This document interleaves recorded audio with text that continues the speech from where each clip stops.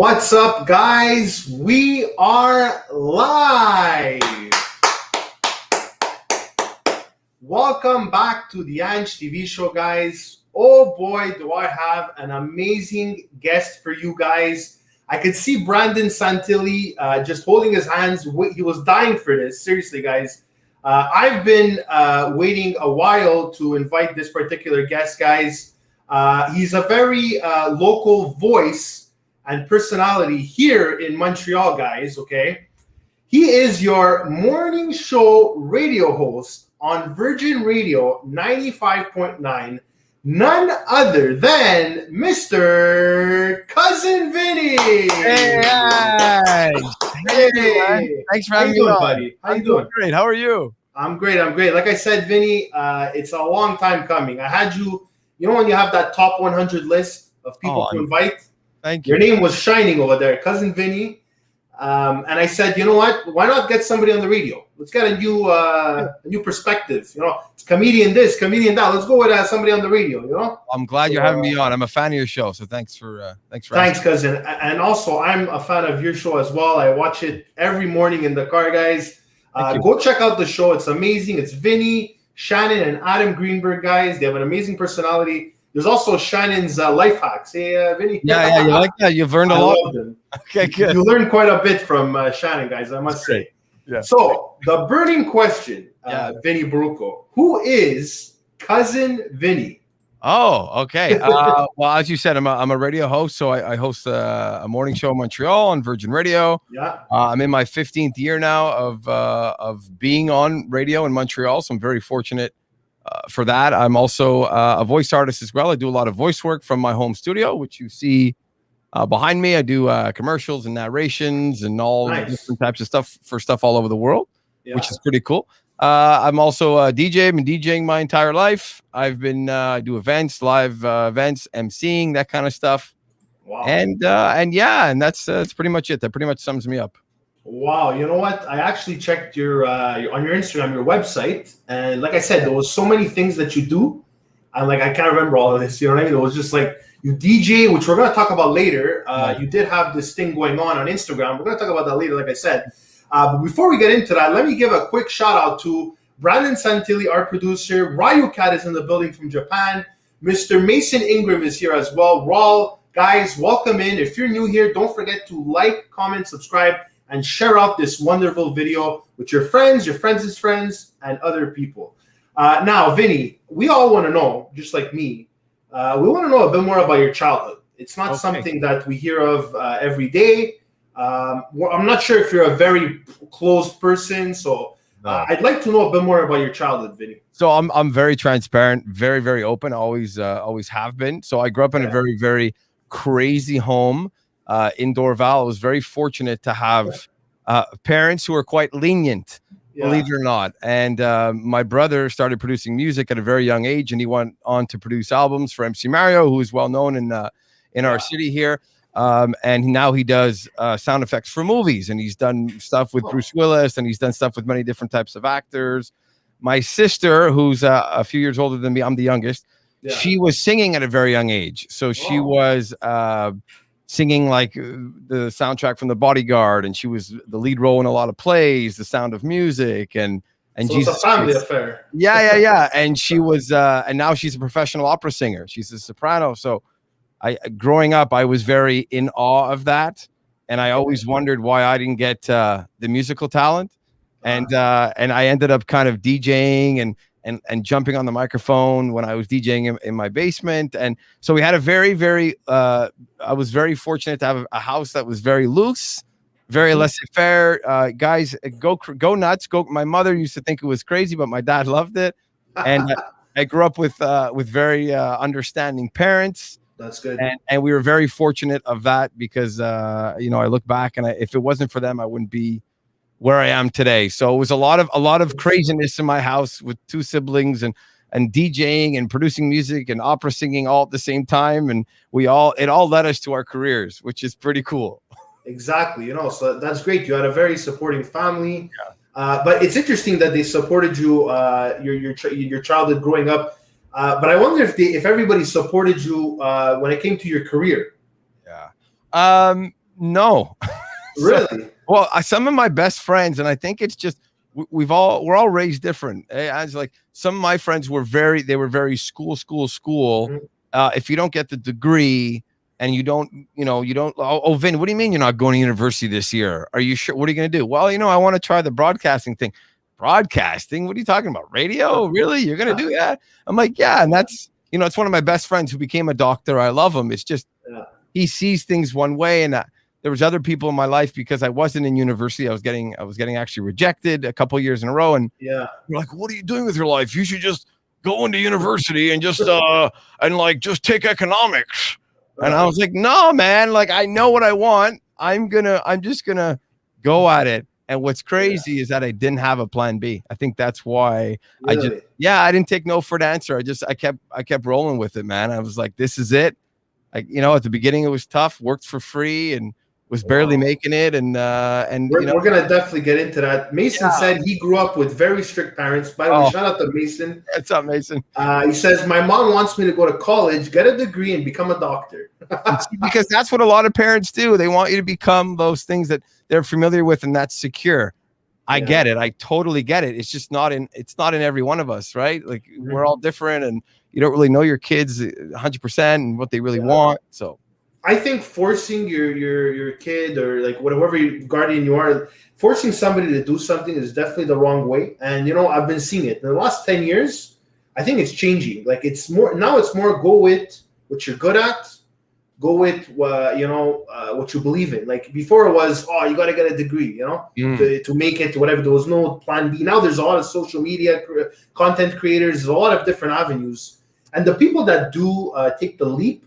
For example, like a guy like Matthew Jufrida, he's doing it full time, the acting, he's living the dream. So those are people I respect a lot.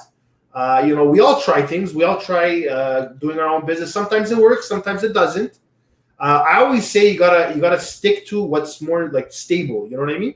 Like, for example, I work at the hospital. I'm definitely gonna stay at the hospital. That's where the money's made, right? So it's like, but the people that take the leap, good for you. I respect you 100%. And I think we should all take the leap at one point.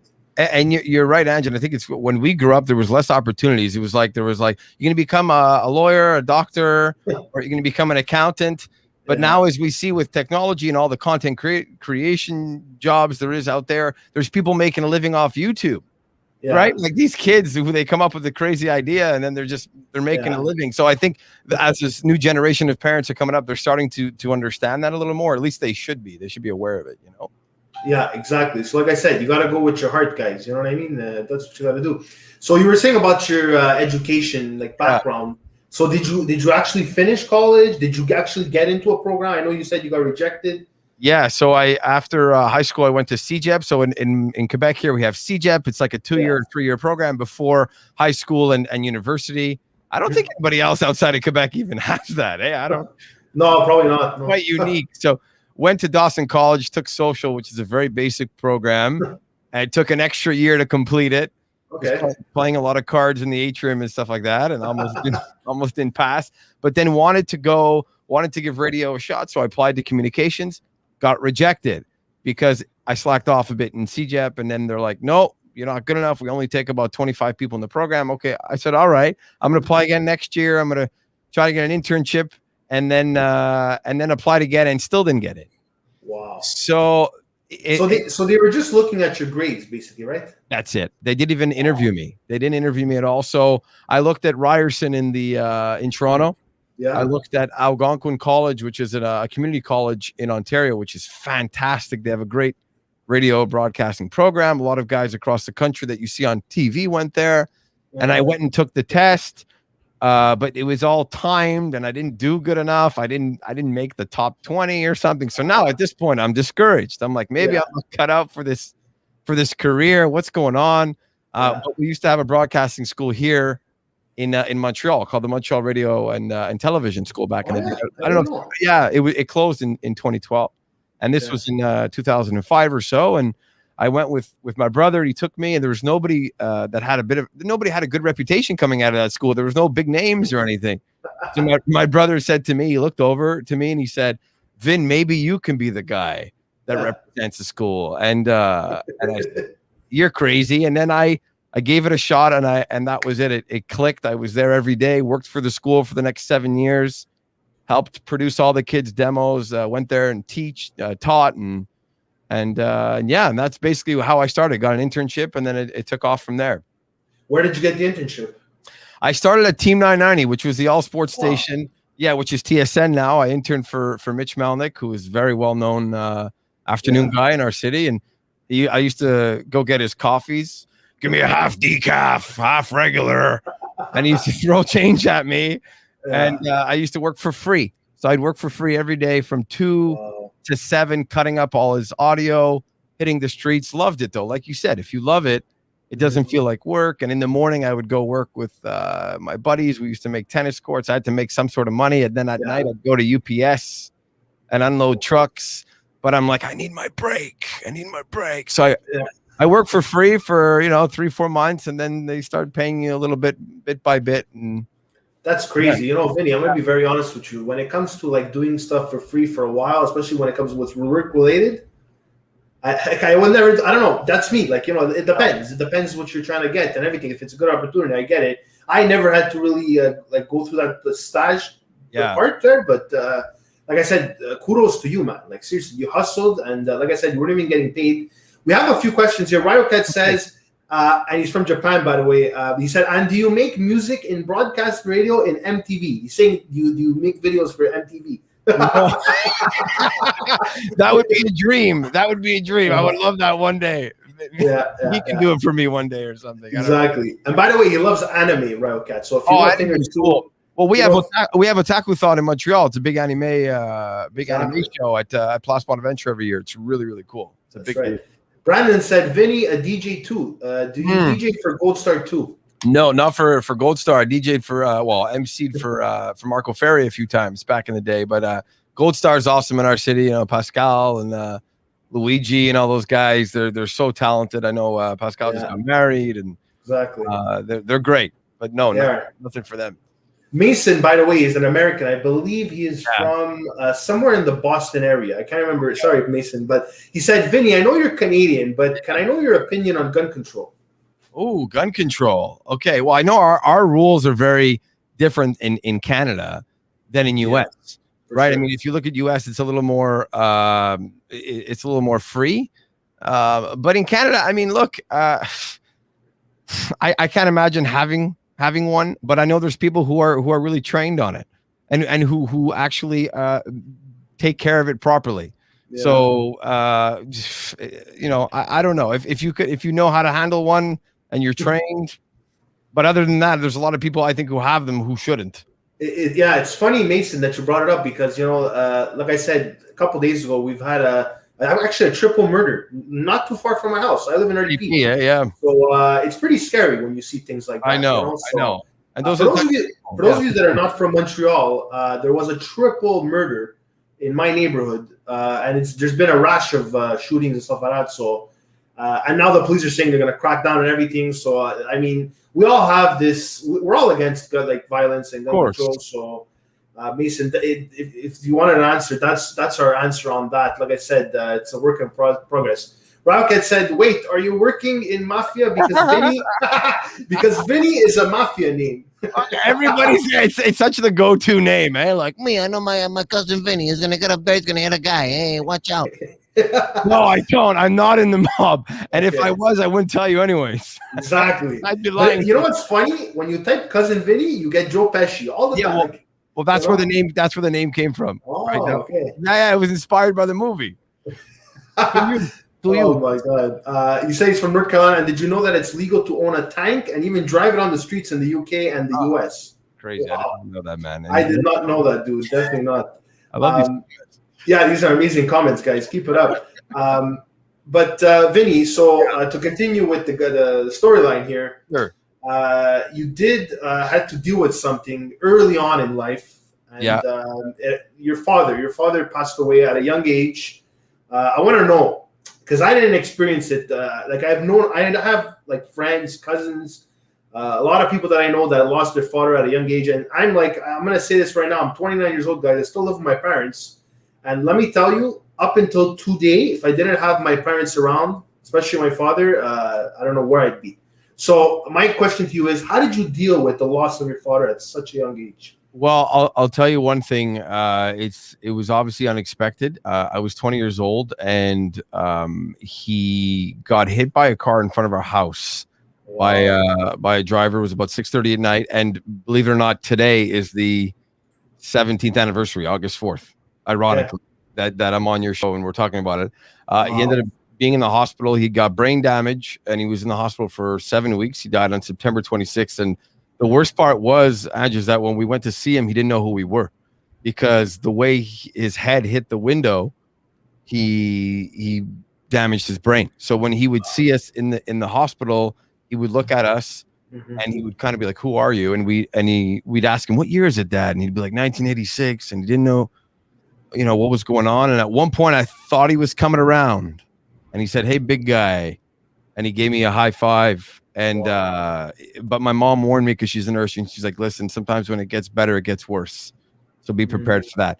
And then after he passed away, I definitely realized that life is short. You get one life, and don't do something you don't love. And it really inspired me to pursue my passion even more, because when you're 20 years old, you think you're immortal, and you're partying up and you're having a blast, and then when you lose that, it matured me very fast. It made me look at life differently. It made me realize that you shouldn't hold grudges. Because I got into a bit of an argument with my dad that day before, the last time I actually spoke to him. So I learned early on, don't hold grudges, let things go. And you live one life, try to be as happy as you can. It's a lot easier said than done.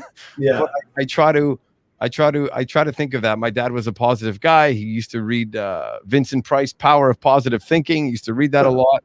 And he was very social and positive, and I always try to channel that. So if anything, I learned that life is very fragile, very fragile. And you hear stories all the time of people passing away suddenly.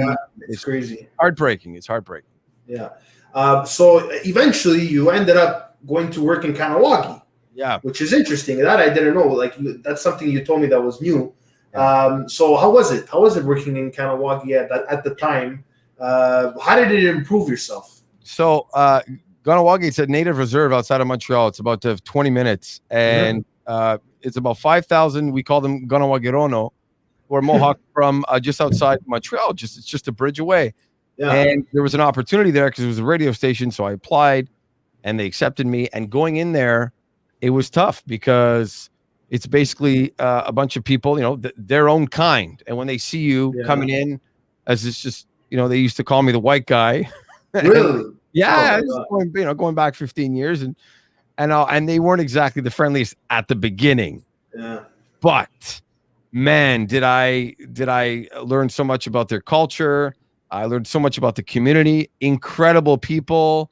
Once they earn your trust and all that, they really embrace you.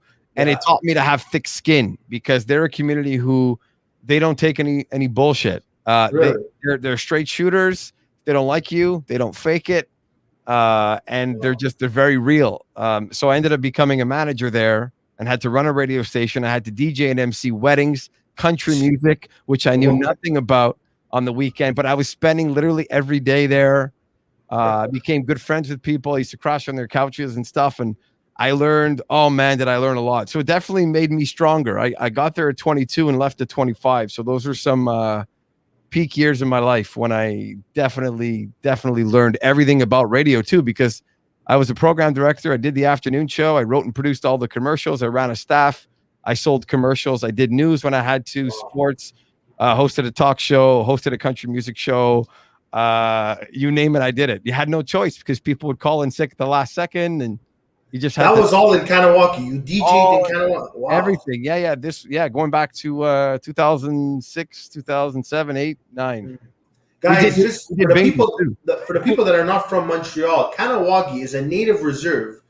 Is it on the island of Montreal, Vinny? I believe so, right? No, it's not. Okay. Right off the island, you take the Mercier. So it's about 15 minutes away from the island of Montreal. So it's a native reserve just off the island of Montreal, Canada, guys.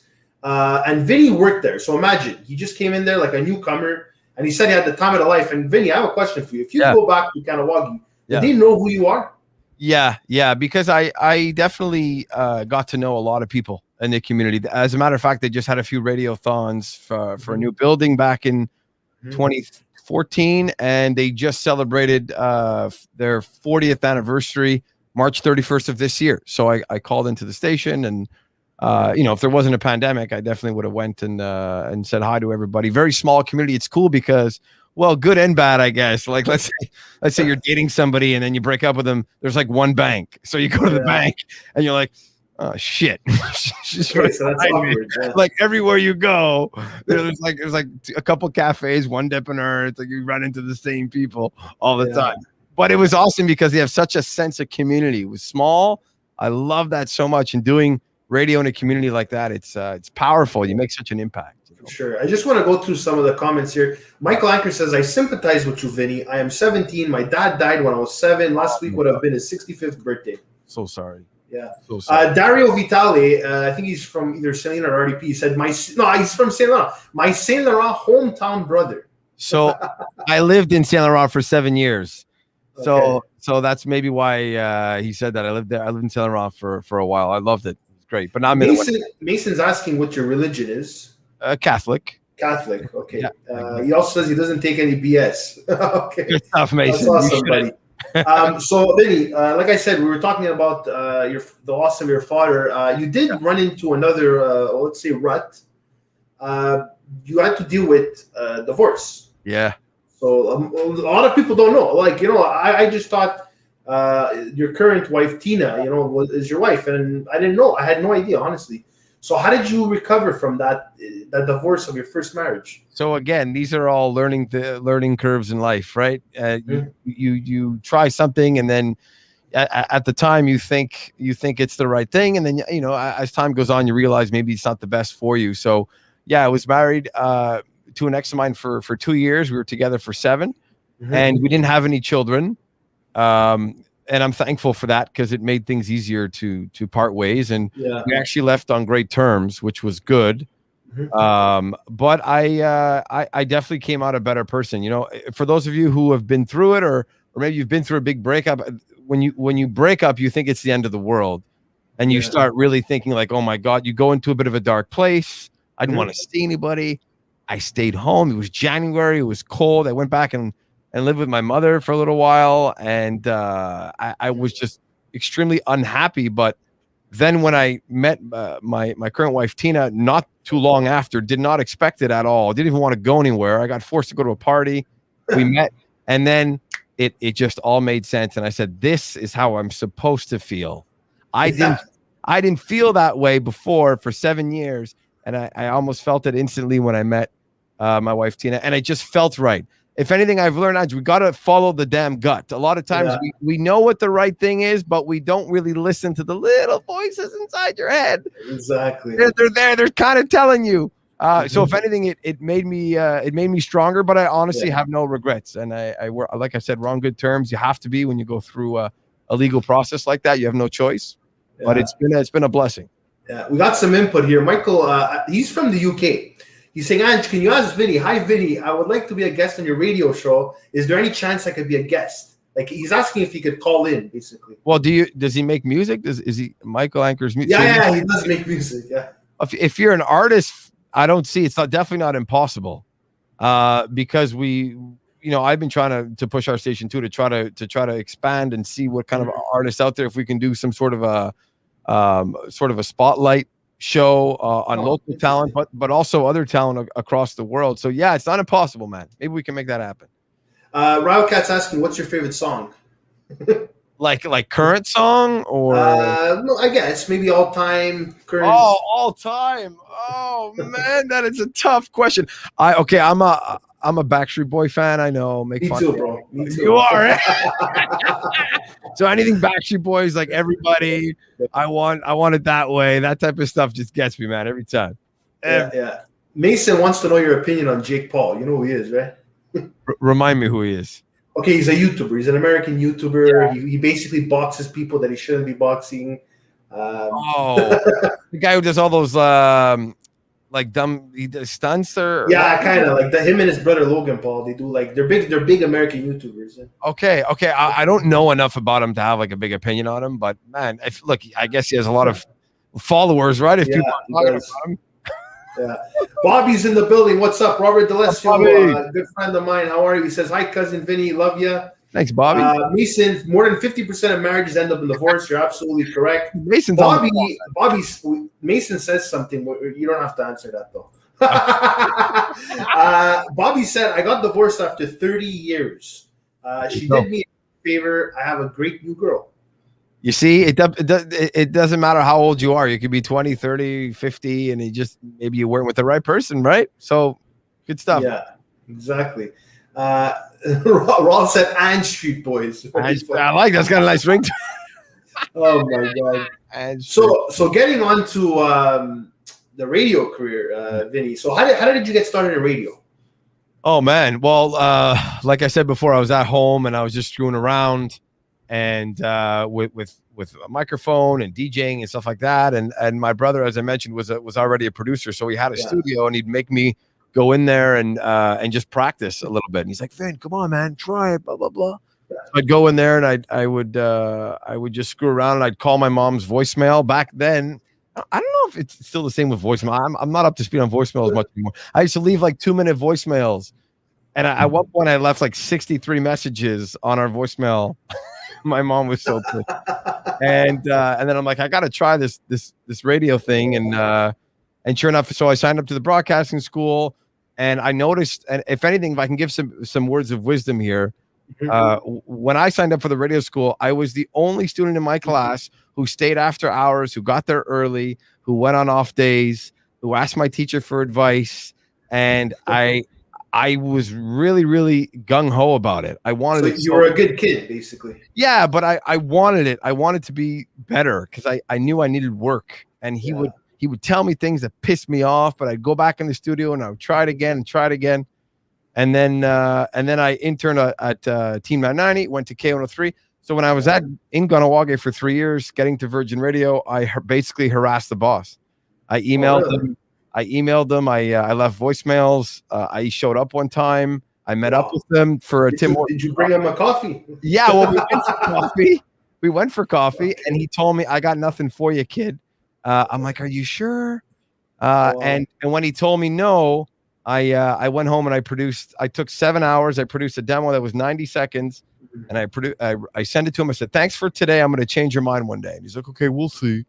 And then 4 months later, he ended up writing to me because I kept hounding him. He's like, okay, I might have an opening for you. Oh, my God. So I went and I was working at my other station all day from 8 a.m. till like 6 p.m, but he asked me to do 3 a.m. to 5:30 a.m. on air. Wow. So I said, okay. So I went to Virgin at the time, and I did 3 to 5:30. He called me up that day. He's like, yeah, you're not bad, but try it again tonight and give me more energy. I said, oh, fuck, yeah, okay, awesome. So then I went back, did it again. He's like, yeah, you sound pretty good. We'll be in touch. I'm like, be in touch. Well, I hate that. Don't tell me be in touch.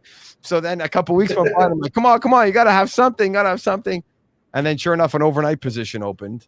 And he's like, would you take it? I had to take a pay cut. But I'm like, I gotta take it overnight. So I did midnight to 5:30 a.m. All week. You know what, Vinny? Like I said, I love hearing you talk, so I don't want to interrupt you too much. But go ahead. It's incredible that you actually wrote to them. You stuck it. You stuck it. You know, a lot of people say, but how do you get my video shared? How do you do this? You gotta ask people. Can you share my video? Can you do this? Will you take me? You just gotta stick it. You know what I mean? You gotta stick it. You can't stick it no more. I'm glad you did that because he said, you know what? I thought of Vinny, and he goes, now I have an opening. Why not call him? You know what I mean? Exactly, because you have to be fresh in their mind. And there's a lot of us who just send a resume, or they just send an email, and they don't even do a follow-up, or they don't. Yeah. It's all about developing relationships, right? You want people to remember you. You want people them to see what you can offer. So be persistent. Don't give up, and don't think you're annoying. I mean, unless you're going over the top, but do it respectfully. Yeah. Bobby has a question for you. He says, did you work with Ted Bird on No. 103. No. K103. Yeah, I just missed Ted. He came in right after me. So I left in 09. He came in 2010, which was a shame because I love Ted. He's great, and but I didn't work with him. Yeah. Royal Cat, he says, any advice how you find true love, even in your different country? Find somebody who just accepts you for being the silly and weird person that you are, and doesn't try to tell you how to dress, and doesn't tell you how to act, and doesn't tell you how to be. Just find that person who you can ultimately feel 100% comfortable around, that you don't have to tippy toe around them. And it will all just work out. Someone who, doesn't have to be exactly like you. Actually, it's better that they're not. And someone who kind of makes you better and challenges you a little bit, which is something that I love about my wife. She's very in my face, but it could be annoying sometimes. But I love that about her because it makes me better. So try to find that if you can. And okay, you'll know when the one comes for sure. You're definitely gonna know that. Yeah, definitely. So basically, you started at Virgin Radio, and then you went to the Beat 92.5, right? I did. Yeah. So I want to know, how was your experience there? Like, was it different from Virgin Radio? Like, how was it? So what I loved about the Beat was I was with a station at Virgin for about 3 years, and we were a lot younger. Mm-hmm. It was a younger demographic. It was younger personalities. But when I got to the Beat, what I loved about the Beat was that there was a lot of experienced people around me. Broadcasters who have been doing it for more than 20 years. And I was somewhat of a newbie at the time. So I learned a lot from them, asked them a lot of questions, kind of shadowed them as much as I can. And that helped me grow. I knew I needed to be somewhere where I was surrounded by people who were experienced. It's like, I always use hockey as an example because I played hockey. I love hockey. Yeah. And it's like if a young player is playing on a team with, 4 or 5 veterans, they see how they prepare in the room, and they see how they are on the bench. They see how they handle themselves with the ref, that kind of thing. So that's where the Beat was really, really instrumental in my development. Super fun station, fun people to be there, to be around. I can't believe I was there for 7 years. It flew. It was a good time. So how long is your radio career? 15 years this year, actually. 15. It flies by, eh? It's crazy. What the hell? It's crazy. But we're getting to where you are now. So basically, you then went back to Virgin Radio. I did. 2019, I believe. Yeah, 2019. I mean, truthfully, that's where my heart always was, because I grew up listening to Mix 96, which, if you remember, right before Virgin. Yeah, of course. Yeah. It was 95.9, but it was Mix 96, and that was like, man, I got to be on that station one day.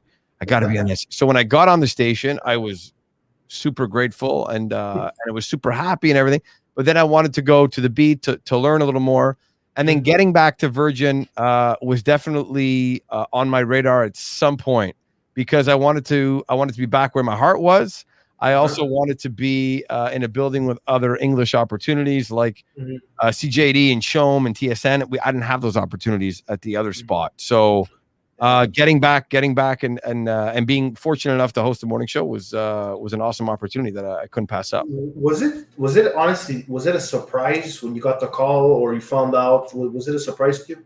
Actually, yeah, because that was not the plan. Initially, the plan was to do the afternoon show, and that was the plan from the get-go. And then towards close to the beginning of when we started, there was a change in plans, and business decision, and they decided to make a move, and that's just the way things go in my industry. Yeah, absolutely. I mean, guys, like radio is just it's like Tony Marinaro actually said.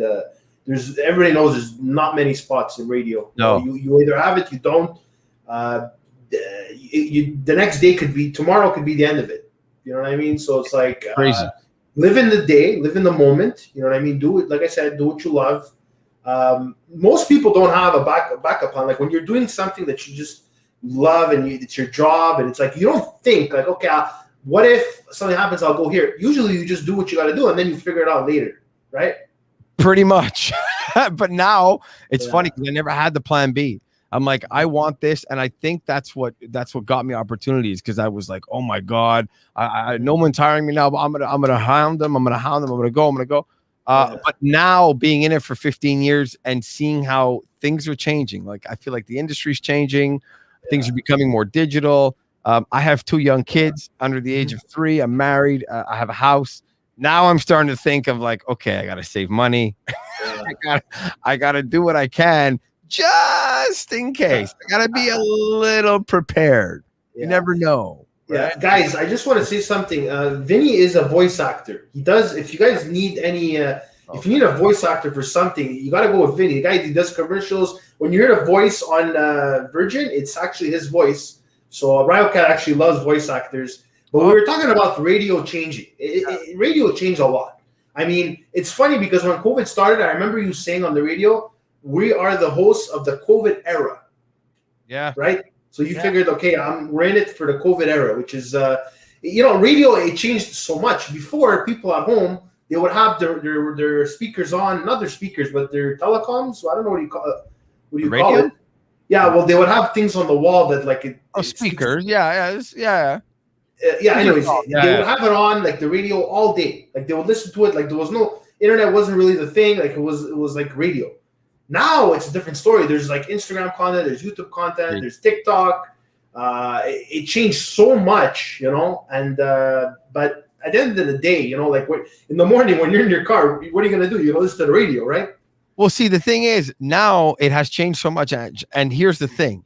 The only way radio will survive is through personality and connection and being local, because there was a time when, like you said, we'd have the radio on and it was because you wanted to know the weather, you wanted to know the traffic, you wanted to hear your favorite songs. Now, hey, you can get your songs anywhere. You can check your phone to get the traffic and weather. So even though we're still doing that, we have to be very present and local in our community. We have to help people. And we also have to be extremely relatable. We have to be on more. We have to connect. Otherwise, and at the end of the day, like people shop online, which is great. But when there's still something special, but when you walk into a store and they know you, they say, "Hey, Ange, how are you, man? Nice to see you. How's your family? I just watched your show yesterday. It was really good." That still pulls you at the heartstrings. I think that's never gonna die. So as long as radio adapts to that in the next 5-10 years, which I think it can, it's still a very powerful live present media. Then we're going to be fine. And as long as we adapt well, which we're trying to do in multiple platforms as well, like what you're doing right now, you're live on YouTube and on Twitch, right? And as long as radio kind of adapts to that, then I think we're gonna survive. But it's definitely different, man. Lots more competition.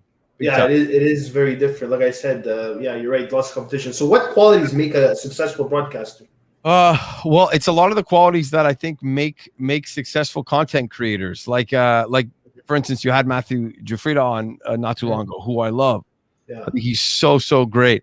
And even who was it? Nair? Who you had? Nair Gozinski. Yeah, he also super talented. Those guys are exactly the type of qualities, like in terms of consistency, talent, drive, determination. I mean, those go with every different career.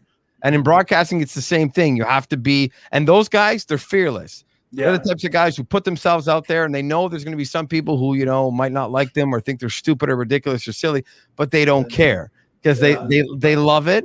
And they want to make people feel good and make people laugh.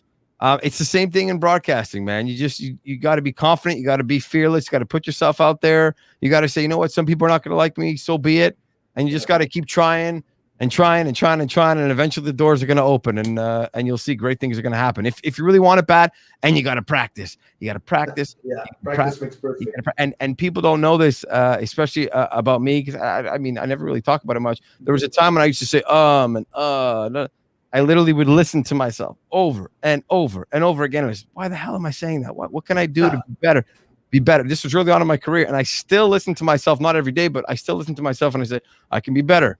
I can be better. I can do that better. You have to keep checking yourself, because when you get complacent, man, that's when things get flat, and that's when you don't achieve, the results you want to achieve. So keep. Yeah, it's funny. You actually said my question. I was just going to ask you about the criticism. How do you do it? Haters. Do you get a lot of hate?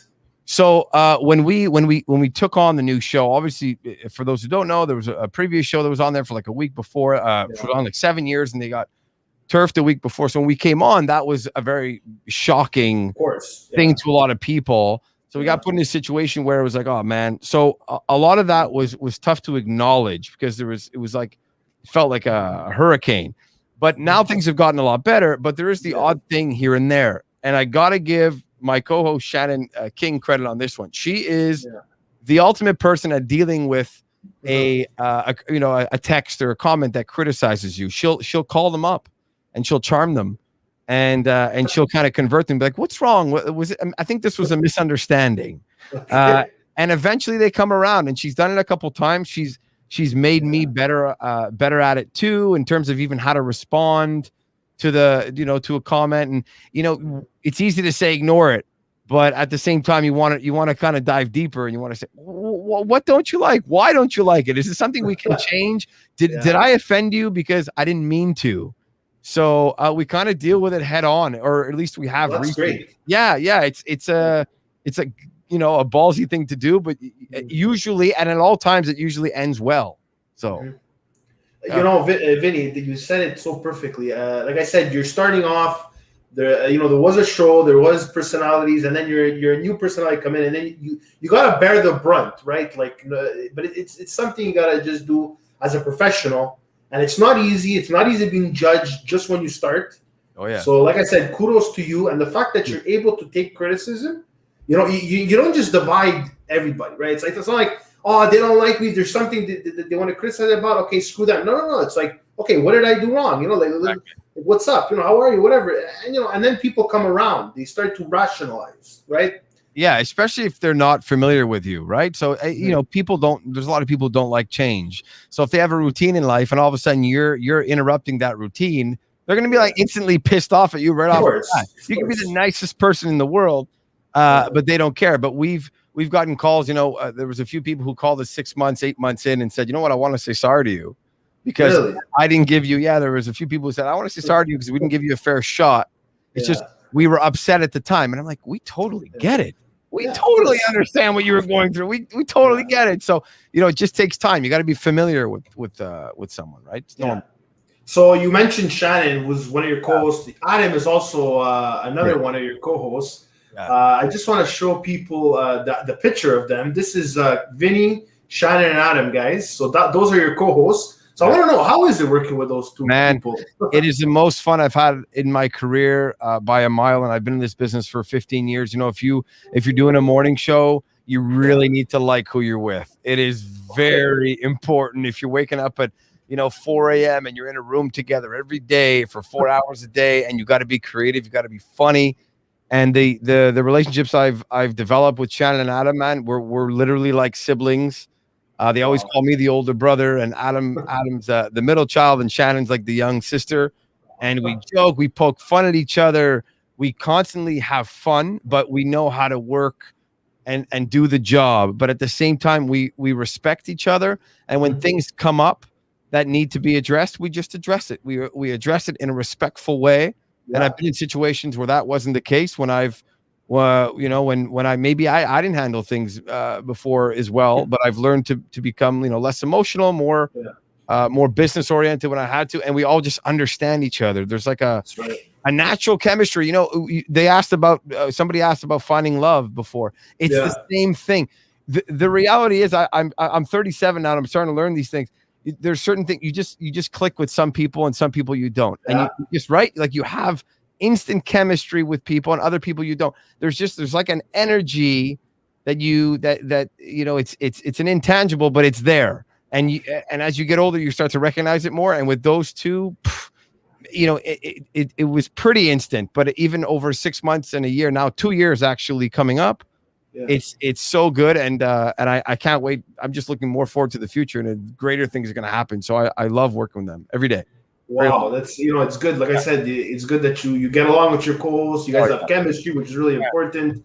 They're really funny people. You guys got to check them out. Like I said, what time is the show? It's from what time to what time? 6 to 10. It used to be 5 to 9, and it was 5:30 to Now it's 6 to 10. I think it's going to stay like at 6. So I mean, it's good because now the pandemic, people are maybe getting up a little later, and so 6 to 10 Monday to Friday.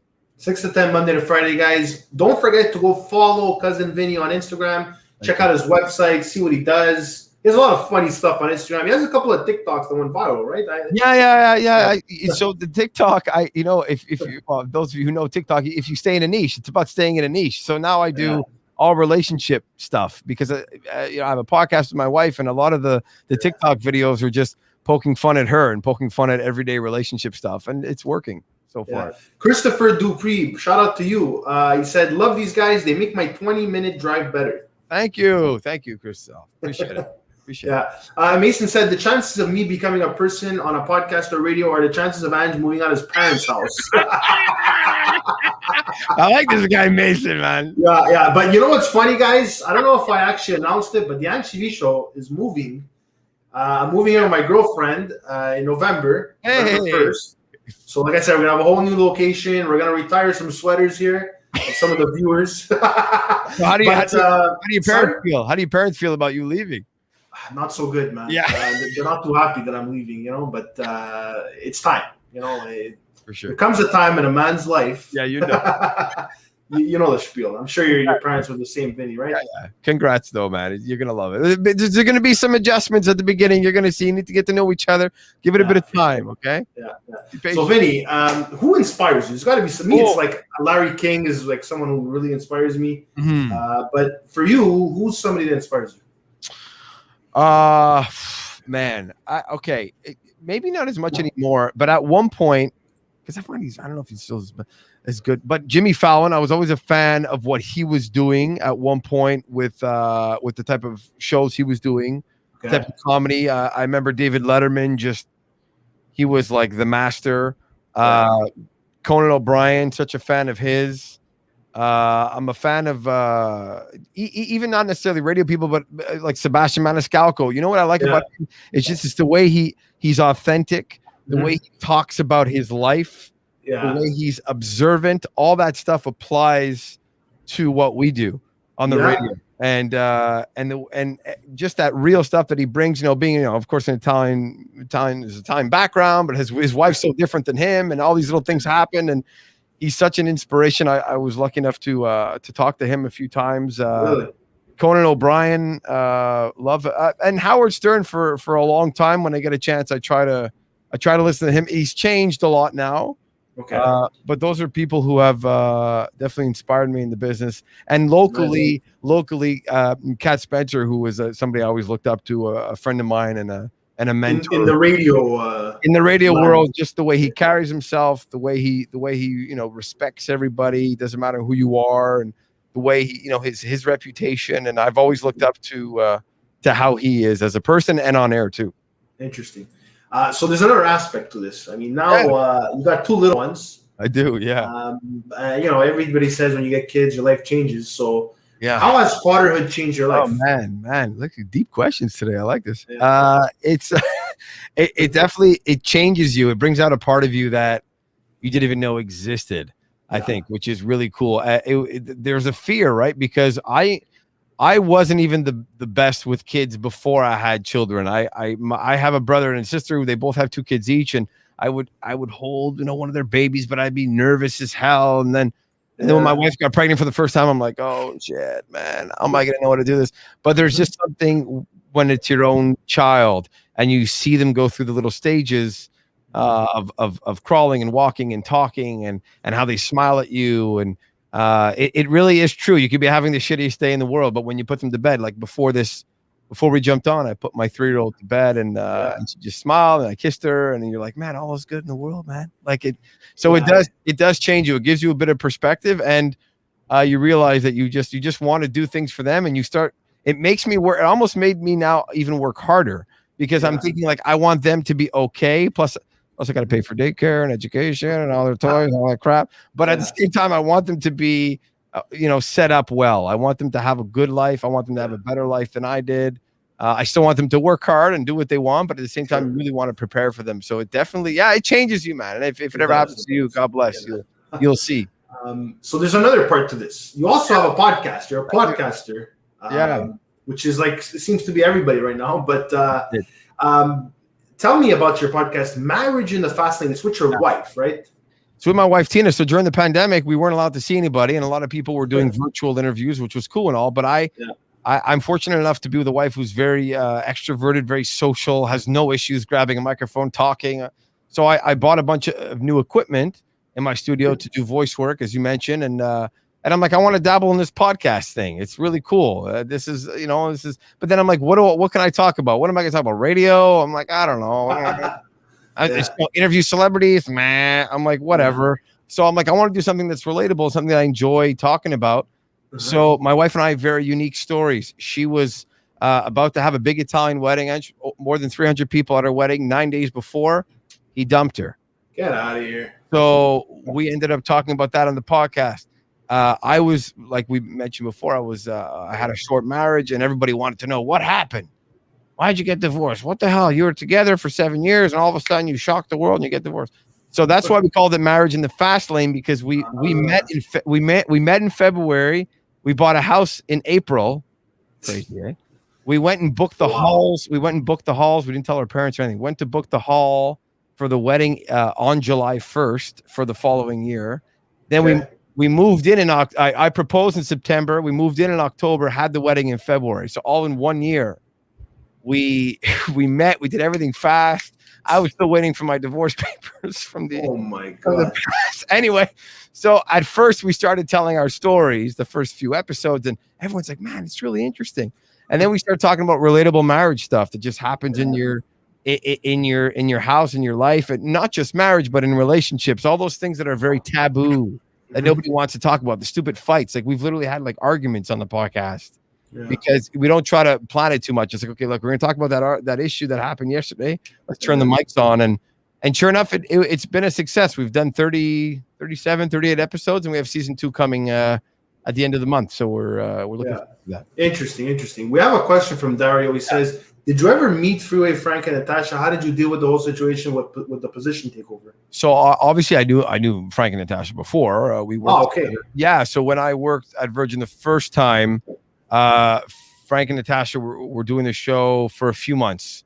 Okay. Frank was doing the show for a year, and then Natasha came in, and then I left. I have not heard from them since it happened. We have not communicated at all. We haven't run into each other or anything like that since it all went down. Yeah. Mason, we're almost done the interview. Don't worry about that. He says he has to go to bed. Poor kid. You also did you DJ during the pandemic on Instagram Live. So how did that happen? Yeah.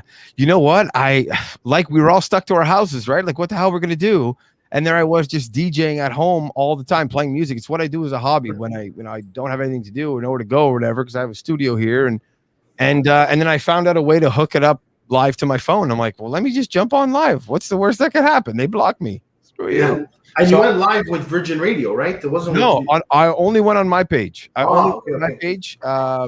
Because I didn't know if there was rules to follow around. I just jumped on mine.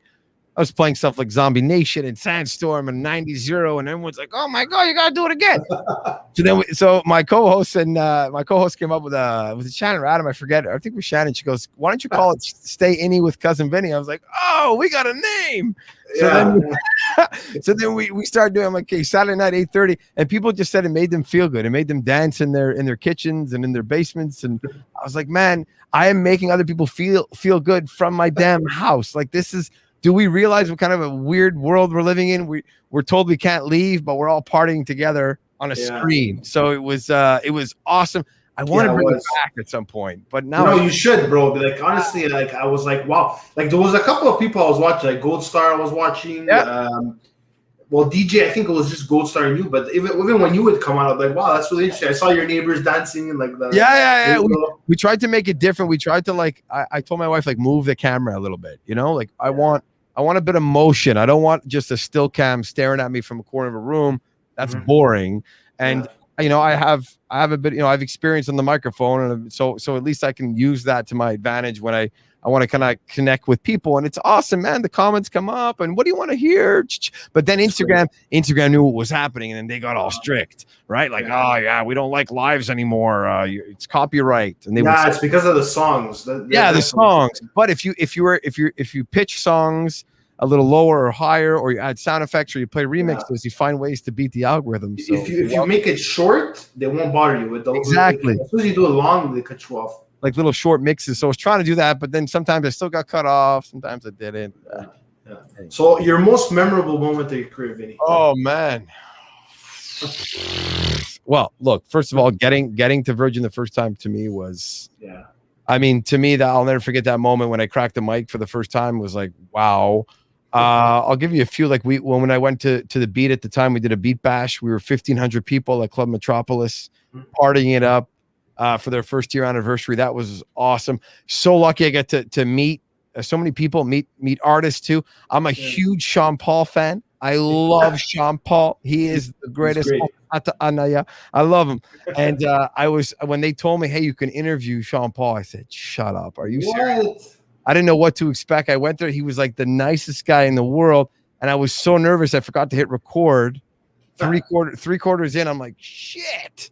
So I'm like, listen, can you do it again? I'm going to ask you the same question. He's like, no problem, man. I'm like, yes, you are the shit. You were the greatest guy ever. Meeting Russell Peters when he was like at its peak and talking to him. But that's what it is. You know, the radio is just like, I mean, you're like Virgin Radio is owned by Bell, right? Exactly. So there you go. Like, I mean, the scope of Bell, the networking is just like, it's crazy. Like, the amount of people you're going to be able to meet. That's what a lot of people, they don't realize. Like, some people, they say, I'm going to start on Instagram, whatever, thinking that they're going to get the same amount of people as, people with 20,000, whatever. But they don't realize that people that were on the radio are being pushed by big companies. You know what I mean? Mm-hmm. It's a big advantage. It's a great opportunity. It's a national company. So they have, I think there's 12 Virgin Radios now. There used to be like 8. Exactly. So it's crazy. But no, but honestly, I'm very fortunate, not just meeting celebs and talking to them, but so many incredible moments like the radiothons we've done. Going back to K103, when I worked in Kahnawake, listen to this. This is crazy, okay? They said, we're going to do a radiothon this weekend. And I was the program director at the time, and there was a board of directors. Said, we're going to do a radiothon this weekend, and we want to raise $500,000 in 3 days. I said, what are you stupid? Like for a fire truck, they wanted a fire truck. Sure enough, within 60 hours, so 2 days and a bit, $458,000. They reached their goal. The whole city went nuts. We had a parade. Unreal. And just seeing the amount of people who were donating and just who wanted to give, wanted to help. Oh, phenomenal. Unbelievable. So those were great moments. But what was the least memorable moment? Oh, the least. Damn, you're good. Least memorable. Oh shit. Okay, I'm trying to think. I remember I interviewed Rain Maida from Our Lady Peace. Okay. And he didn't like me. He just didn't like me. I remember he just gave me a bad vibe, and I asked him to do liners after, like, hey, I'm Rain Maida, and he's like, no, I don't want to do them, and he threw the paper at my face. I remember that. I also remember interviewing Selena Gomez when she was like, she had singles on the radio, and I went to the Bell Center. There was a few of us had to interview her from different radio stations, and I waited and I waited and I waited, and I was like the last one to go in, and then they're like, no questions about Justin Bieber and keep it short. I'm like, all right. So I went and interviewed her. I sat down beside her. She was I'm sorry for all you Selena Gomez, but she was just like boring and didn't give me anything I wanted to. And maybe I tried to get stuff out of her. She didn't care. She was very like standoffish. And Vinny, the thing is, I mean, look how many million followers you have. Yeah, they don't. She's on another level, man. You know what I mean? So it's like, you hate when you run into those situations. It's not fun for you and then for the other person. Yeah. But you try to make the best out of it, right? That's it. What are you gonna do, right? And it was it was pre-recorded. So it was pre-recorded. Okay. Yeah, it wasn't like it was live or anything. But I've made mistakes over my career too. Saying the wrong thing and stuff like that. And what type of repercussions are there if you're just saying the wrong things or offending somebody? Or usually your boss gives you a bit of a slap on the wrist. Like one time we did it. I was just young. We did it. We were giving away. I was at Virgin doing evenings at the time. We were giving away passes to a gym. Okay. And I would get girls on the phone. I'm like, how much do you weigh? And then which was really stupid. And she's like, oh, I'm 130. I'm like, oh, that's awesome. Thank God you only weigh 130, or said something stupid like that. And my boss called me. He's like, "What the hell were you thinking?" I'm like, "Oh, that was bad, eh?"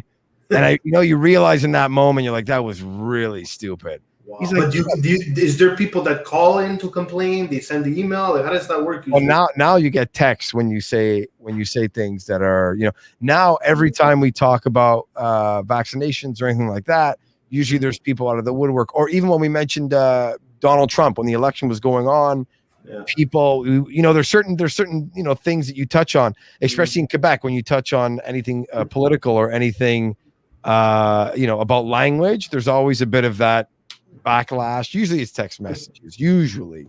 Yeah. What are you gonna do?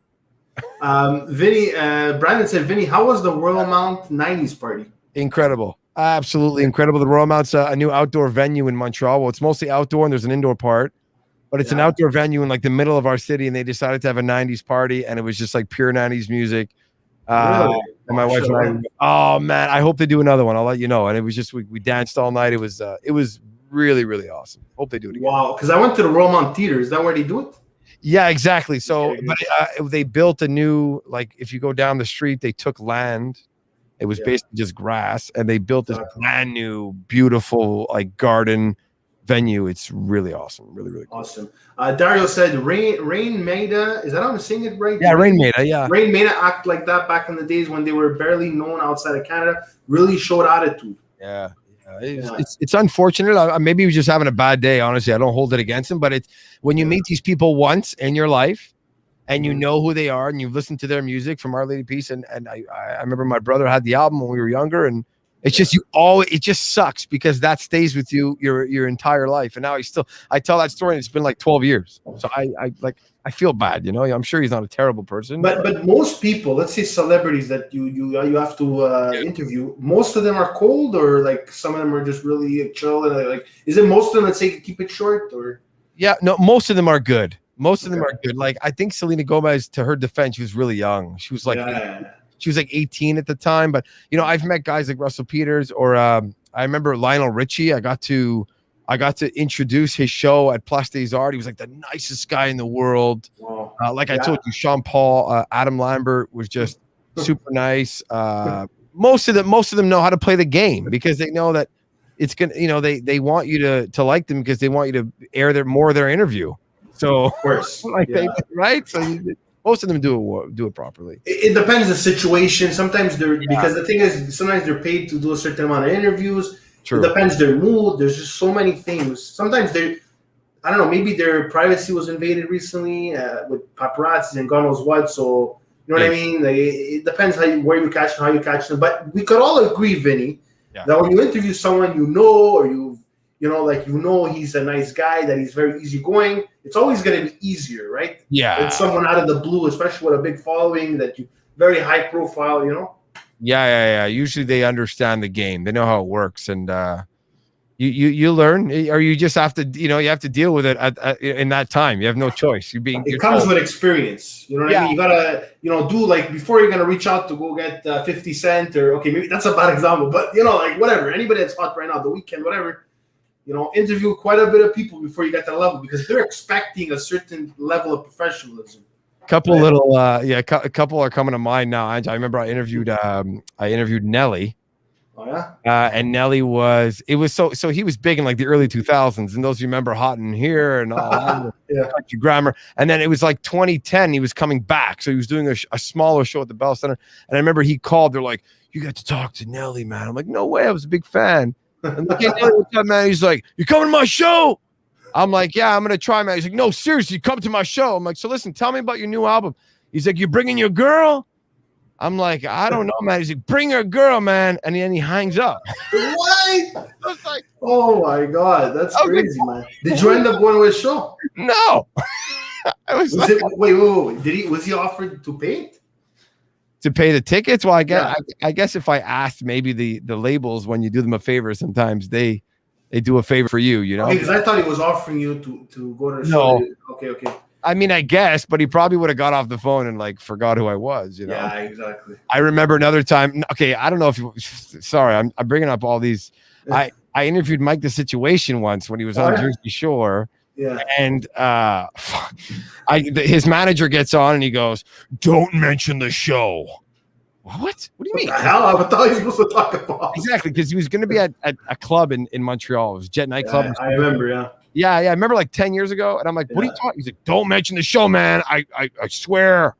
I'm like, okay, I won't mention the show. So Mike's situation goes on. I was all into Jersey Shore at the time. I'm like, yeah, of course. What was up with that neck brace, man? Why are you wearing the neck brace in the show? What happened? He's like, he answers the question. The manager takes the phone, rips me, man. He's like, I fucking told you your career. I'm going to end your career, man. He hangs up the phone. Like, what the fuck? Anyways, I always remember those stupid moments that just stick in your head, you know? But he called you during the interview. Yeah, no, he was with them. So he took the phone from him and then just ripped me apart. And then when I told my boss, he was like, did you record it? I'm like, no, I stopped recording. He's like, shit, we could have sent that to TMZ or something. I was like, oh, man. So now I have no proof of it. Oh, man. Anyway, it was funny. Yeah. So, Vinny, any upcoming projects, stuff in the pipeline? What's going on with Vinny the next 5 years? So in radio we call it, you know, the fall season, and it all gets going like in the third week of August. That's when we kick it into high gear. That's when we roll out a new campaign that you're going to see with new contests all over the city. You're going to see new billboards all over the place, and also my podcast. More episodes are going to be coming out for that later on in August, and I'm scheduled to be doing some events in the fall, but we'll see what happens. And what type of events, like fundraising or? Yeah, so I'm supposed to do. I got asked to MC a couple of weddings. I'm supposed to do a banquet. Supposed to DJ a banquet. Supposed to also do music and MCing for an event coming to Montreal that involves the Stanley Cup. Okay. I can't really say much about that. At least I don't think I'm supposed to. But hopefully with this variant and all that things aren't shut down again. I'm scared with the uptick of cases and everything. Fed up. It's not, to be honest, it's not looking good, but I know. James P said, funny thing, he works for Virgin can be seen as said about him. That I'm a virgin? Is that? I have 2 kids. They're not adopted. So there's my friend. James, you're so funny. James is coming out from Ontario. I can't remember where he's from in Ontario, but he's definitely Canadian. Right. Thanks, James. He's always sarcastic, Funny guy. Never heard that one before. It was a good one, I must say. It was a pretty good one. Listen, Vinny, amazing interview. Honestly, you're a star. You did a great job. Like I said, we talked about a lot of stuff today. I'm glad we got it all out of our chest. You know what I mean? So I learned a lot for you, for sure. Thanks. And like I said, anytime you have an event, you want to link up, let me know. We could definitely do something. It's been a lot of fun, man. I feel like I've poured out my life, and I hope it was interesting. Thank you for having me. Thank you for your time. Congrats on your show. Congrats on all your success. And anything you need, please do not hesitate to reach out, because this was fun. And thanks for all the comments and the questions and everybody. Yeah. Guys, you were great. Thank you very much for supporting me and Vinny. Like I said, don't forget, if you're new here and if you're watching also the recording of this, the replay, you're equally as important. So thank you very much, guys. Don't forget to share out the video. Go follow Vinny, cousin Vinny Montreal on Instagram. The link is not the link, but the handle is in the description. So go check them out. Guys, we have some amazing guests next week. On Monday, we have Jess Abrin. Okay, she's a singer. She's going to perform for us. Very excited. And then on Wednesday, we have Nick Drossos. Vinny, I don't know if you've heard about him. No. But he's a self-defense guy. We're going to learn self-defense, because with all this violence going on in Montreal, you're gonna need to know how to protect yourself. Yeah, I'm kidding. And trust me, he deals with attacks from every angle in your car. A guy with a knife. Trust me, guys. Stay tuned for the 11th of August. Nick Drosso is gonna teach us self-defense. Cool. Guys, everybody coming tonight. Thank you very much. Vinny and me are signing out soon. So take care. Have a good night. Ciao. Ciao. Take care, guys. Take care.